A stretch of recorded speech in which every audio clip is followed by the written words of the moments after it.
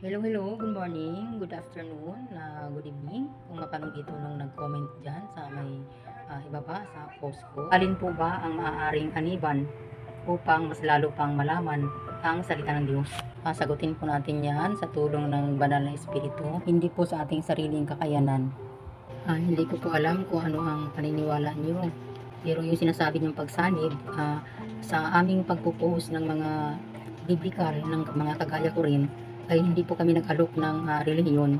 Ito po ay malalim na relasyon sa Diyos ng pagkilala sa ating Panginoong Hesukristo biblically. At ang tinutukoy yung pagsanib ay ang pagsanib sa tunay na iglesia ay walang iba kundi sa Panginoon. Yun po yung pagsanib. Ang iglesia po ng Diyos ay tayo. At pag tayo magpasakop sa Panginoon, ayan po ay pagsanib po yun sa presensya ng Diyos at sa Espiritu Santo. Sabi nga po sa nakalagay po, ilagay ko na lang po sa may mawa, nakalagay po dyan na sa Roma 10:17, kaya nga ang paniniwalay nanggagaling sa pakikinig at ang pakikinig ay sa pamamagitan ng salita ni Kristo. Ayan po ay doon po nagsimula ang paniniwala at pananampalataya.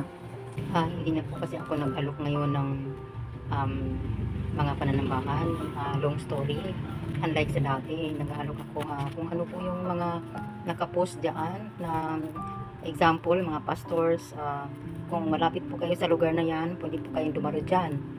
Tulad ng sinabi ninyo, para madagdagan ng kaalaman, nakalagay po sa aklat ng Kawikaan 9 verse 15, ang pagkatakot sa Panginoon ay pasimula ng karunungan at ang pagkakilala sa banal ay kaunawaan. At sinasabi niyo ang kaalaman, madagdagan ang kaalaman kung magpasakop sa Panginoon. Ginawa nating talak-talak ito kasi piling-pili lang po yung mga tanong ninyo.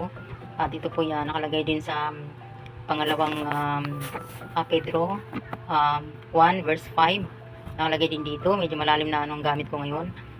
Sabi dito, may binanggit din kaalaman dito na ipagkaloob sa atin.